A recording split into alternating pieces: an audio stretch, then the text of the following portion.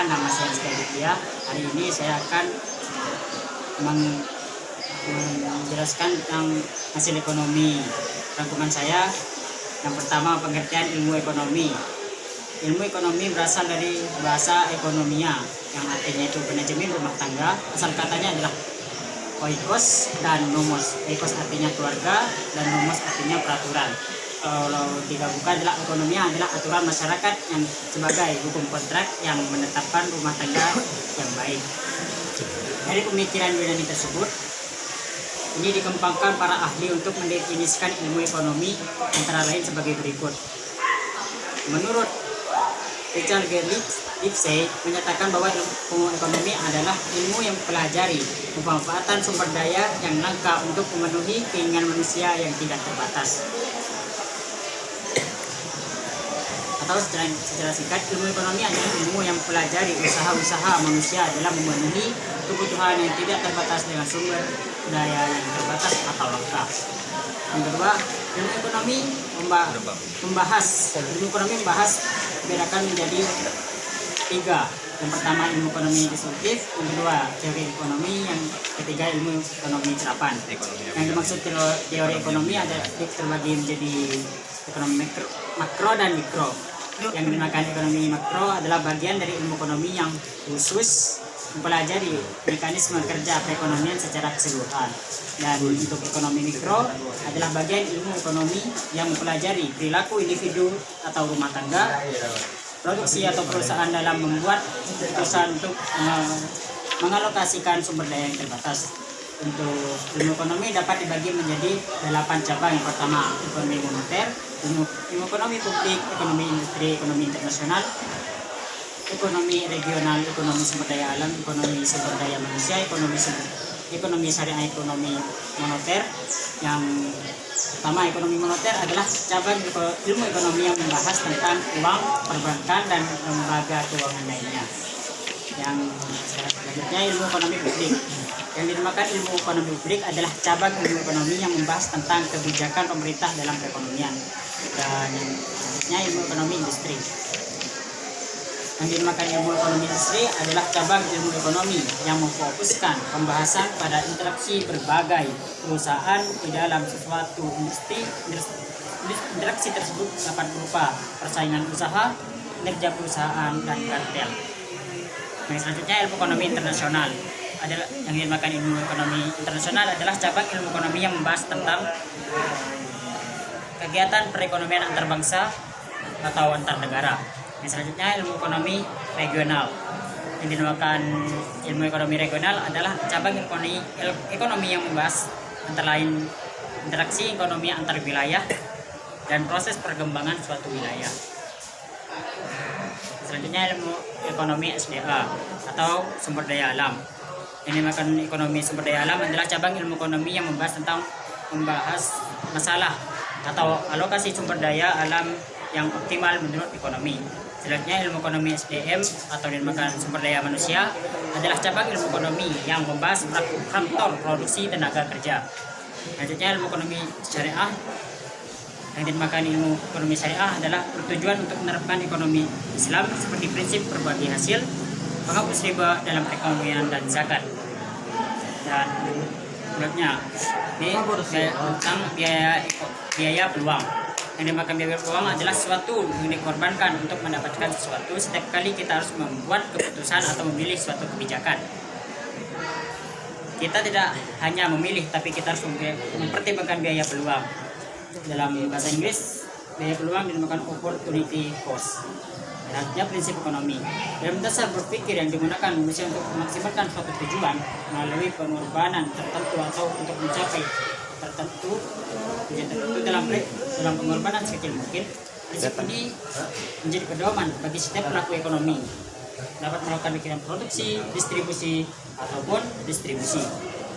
Dan motif yang mendorong seorang atau individu untuk melakukan berbagai kegiatan produksi adalah motif ekonomi berupa imbalan materi dan motif non ekonomi yang berupa imbalan materi. Dan 5 hal yang membentuk sistem ekonomi syariah sebagai berikut. Yang pertama, kepemilikan perorangan atas faktor-faktor produksi berlaku, namun pemanfaatannya harus sesuai dengan kehendak pemberi amanah, yaitu Allah. Yang kedua, rangsangan spiritual dan moral bekerja dalam sistem ekonomi syariah. Ketiga, negara berperan dalam menanggulangi fakir miskin dan orang-orang terlantar. Negara melakukan kontrol baik langsung atau tidak atas perekonomian. Keadilan sosial sangat penting sehingga negara dapat mengambil kebijakan pemerataan manfaat antar individu, penghapusan riba dan inflasi zakat. Yang selanjutnya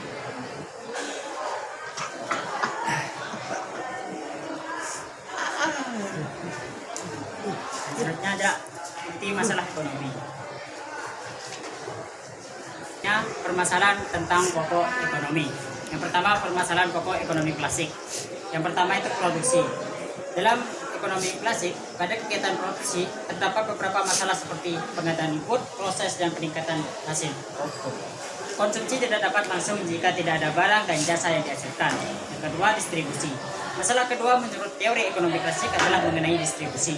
Walaupun barang dan jasa tersedia, namun jika tidak ada pendistribusikan, maka barang dan jasa tidak sampai ke tangan konsumen dan tidak dapat digunakan atau dikonsumsi. Yang ketiga adalah konsumsi. Teori ekonomi klasik yang menyatakan konsumsi sebagai permasalahan yang ketiga, karena konsumsi adalah suatu kegiatan menggunakan barang atau jasa dengan tujuan memenuhi kebutuhan. Meski demikian, kita harus hati-hati mengamati kegiatan konsumsi. Penggunaan barang dan jasa untuk tujuan menambah faedah bukan kegiatan konsumsi, namun termasuk kegiatan produksi. Selanjutnya adalah macam-macam sistem ekonomi. Sistem ekonomi adalah perpaduan dari aturan-aturan atau cara-cara yang merupakan satu kesatuan dan digunakan untuk mencapai tujuan dalam perekonomian. Yang pertama, sistem ekonomi tradisional. Sistem ekonomi tradisional ciri-cirinya adalah teknik produksi yang dipelajari secara turun-temurun dan bersifat sederhana. Kedua, hanya tinggal penggunaan modal. Dan selanjutnya adalah pertukaran dilakukan dengan sistem barter. Dan selanjutnya belum mengenal pembagian kerja. Dan selanjutnya masih terikat dengan tradisi. Dan kelebihan dari sistem ekonomi klasik tradisional adalah mendorong hubungan kerjasama dan kerukunan hingga terdapat keselarasan antar individu. Yang kedua, barang yang dihasilkan untuk kelangsungan hidup masuk ke masyarakat sehingga mengurangi pengangguran. Yang selanjutnya, sistem ekonomi komando. Sistem ekonomi komando adalah sistem ekonomi yang dimana peran pemerintah sangat dominan, sedangkan peran masyarakat atau pihak swasta sangat kecil. Ciri-cirinya, semua alat dan sumber daya produksi dimiliki dan dikuasai oleh negara, sehingga hak pemilik perorangan hampir tidak ada. Yang kedua, pekerjaan yang tersedia dan siapa yang bekerja ditentukan oleh pemerintah. Rakyat tidak memiliki keputusan untuk memilih pekerjaan. Yang ketiga, kebijakan perekonomian diatur oleh pemerintah, sehingga masyarakat atau swasta tidak bisa ikut campur dalam kebijakan perekonomian. Dan kekuatan sistem ekonomi adalah pemerintah lebih mudah mengendalikan inflasi. Yang kedua, pemerintah menentukan jenis kegiatan produksi. Yang ketiga, relatif mudah melakukan distribusi pendapatan. Dan kelemahan dari sistem ekonomi komando ialah mematikan inisiatif individu untuk maju, sebab segala kegiatan ekonomi diatur oleh pemerintah. Yang kedua, sering terjadi monopoli yang merugikan masyarakat. Yang ketiga, masyarakat tidak memiliki kebebasan dalam memiliki sumber daya alam. Yang ketiga, sistem ekonomi pasar.